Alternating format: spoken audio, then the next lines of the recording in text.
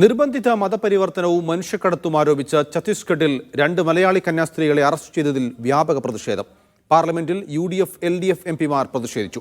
അറസ്റ്റിനെ ലോക്സഭാ പ്രതിപക്ഷ നേതാവ് രാഹുൽ ഗാന്ധി അപലപിച്ചു.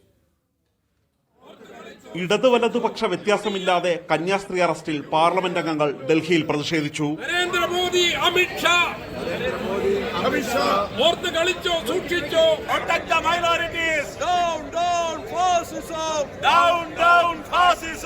മറ്റു സഭാ നടപടികൾ നിർത്തിവെച്ച് കന്യാസ്ത്രീകളുടെ അറസ്റ്റ് ചർച്ച ചെയ്യണമെന്ന് ലോക്സഭയിലും രാജ്യസഭയിലും കേരള MPമാർ ആവശ്യപ്പെട്ടു. ഇരുസഭകളും ആവശ്യം തള്ളി.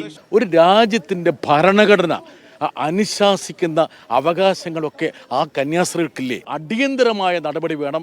ഈ ഒരു അക്രമ പരമ്പര യഥാർത്ഥത്തിൽ അവസാനിപ്പിക്കേണ്ടതായിട്ടുണ്ട്. സാങ്കേതികമായി ജാമ്യം ലഭിക്കാതിരിക്കാനുള്ള വകുപ്പുകൾ ചുമത്തിക്കൊണ്ടാണ് ഈ കന്യാസ്ത്രീകൾക്കെതിരെ ഡബിൾ എഞ്ചിൻ സർക്കാർ, കേന്ദ്ര സർക്കാരും സംസ്ഥാന സർക്കാരിന്റെയും ഈ ഡബിൾ എഞ്ചിൻ സർക്കാർ മുന്നോട്ട് പോകുന്നത്. തടവറയിൽ കഴിയുന്ന കന്യാസ്ത്രീകളെ ഉടൻ മോചിപ്പിക്കണമെന്ന് പ്രതിപക്ഷ നേതാവ് രാഹുൽ ഗാന്ധി ആവശ്യപ്പെട്ടു.